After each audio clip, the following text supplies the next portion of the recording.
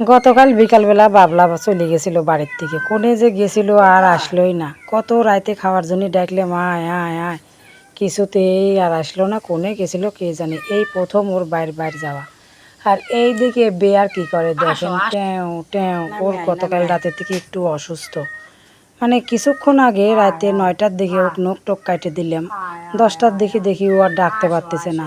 ও খালি আমার যেখানেই সারা শব্দ পাচ্ছে সেখানেই ম্যাও ম্যাও শুরু করে দিচ্ছে। আর শিয়াল পণ্ডিতের কাজ দেখেন, মানে সারাদিন এর ব্যস্ততা লাগিয়ে থাকে। এদিকে বাবলা কিন্তু ঘুমায়াও গেছে। গতকাল হঠাৎ করেই ওই যে বাড়ির গাছে কলা ধরেছিল, বিছিয়ে কলা, কলার গাছটা একলা একলাই ভেঙে পড়ছিল। পরে এই যে বৌদি ভাদাল টাদাল কাটে নিয়ে এসে রাখছে, কি মোটা ভাদাল। চলেন দেখাই। আমি যাওয়ার আগ দিয়েই তো ওরা যায় আবার হাজির হয়ে যাবেন। একেবারে আমার সারা দিনের সব সঙ্গী সাথী হয়েছে। আর আমার সারা দিন চলে এই কায় কারবার। মাছের জলটাও পরিষ্কার করা লাগবে, এত নোংরা হয়ে গেছে। দেখেন না, আমি যাওয়ার আগ দিয়ে ওরা যা খাড়ায় থাকবে নি। এই যে এখানে কলা গাছ ছিল, 3-4টে কলা গাছ হয়েছিল, আর কলা ধরছে। হঠাৎ করে এই কলা গাছটা ভেঙে পড়ে গেল। তো কী করা এখন, থোর খাওয়া ছাড়া আর বাদেল খাওয়া ছাড়া তো আর কাজ নাই। আর ওই কাঁচা কলা তো আর খাওয়া যাবে না, বিচে কলা তো আর কাঁচা খাওয়া যায় না। যদি আনাজি কলা হইতো তাও তরকারি রান্না করে খাওয়া যেত, ঠিক না কন? এই যে সব চলে আইছে আমার পিস পিস। আর বর্ষার দিনে গাছগাছালি হয়ে ভরে যায় এত, মানে রাস্তা দিয়ে হাঁটাই যায় না। এই রাস্তা দিয়ে খুবই গাছগাছালি একেবারে বাইরে যায়। দেখছেন, করলাম না আমার আগে ওরা ঢোকে, আসে যেখানে ঘাসও খায়।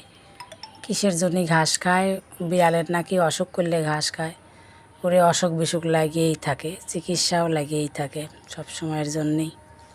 ওরে বাপ রে বাপ রে বাপ, কী যে গরম পড়ছে, আর মানে সহ্যই হচ্ছে না। ভাদ্র মাসে এত গরম, কথায় মানুষ কয় তাল পাকা গরম, আসলেই সত্যি কথা, তাল পাকা গরমই পড়ছে। এদিকে ওখান থেকে আবার চলে আসলাম রান্নাঘরে। ওই যে 2টা রুটির ভাজার জন্যে রাতে 2টা রুটি খায়, কুটি করে রেখে দিলাম ফ্রিজে। ওই অল্প একটু ময়দা আবার মাখানো লাগে, একবারে মাখায় রেখে দিলাম। যেখানে যাব পাঁচ পাঁচ যাবে, একটু খালি খালি খেয়াল করে দেখবেন, যেখানেই যাব এই সন্ডা বন্ডা পাঁচ পাঁচে যাবে। বাবলাও ঘুমাইছে, পরে শিয়াল পণ্ডিতও ঘুমাইছে। চান ধান করে আমি একটু, আজকে যদিও শনিবার তারপরেও মনে করলাম কি একটু আলতা পরি। সেই চড়ক পূজার মেলায় আলতা কিনেছি, আর পরাই হয়নি।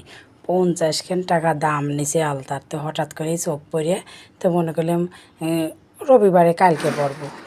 ধূত তরি, কালকে পরার সাইজই পরি, মনে থাকে না। তেজ একটু আলতাও পরে নিলাম। আর পার মধ্যে কিরম বা চুলকাচ্ছিল। আগে ছোটোবেলায় আমার মা করে টরে ঘাটা হলে মানে পায়ের বর্ষার দিনে আলতা লাগাই দিছে।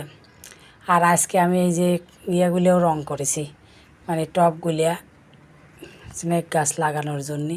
পরে পূজা পার্বণ সাইরিয়া আবার রান্না বান্নাও আছে।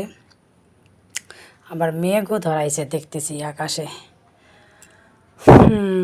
এই যে বৌদি আবার সেই ভাদাল কাটতেছে, এটা হচ্ছে আমার বাড়িওয়ালা বৌদি। তো ভিডিওটা এখনই শেষ করে দিচ্ছি। সবাই ভালো থাকবেন, সুস্থ থাকবেন, ঠিক আছে?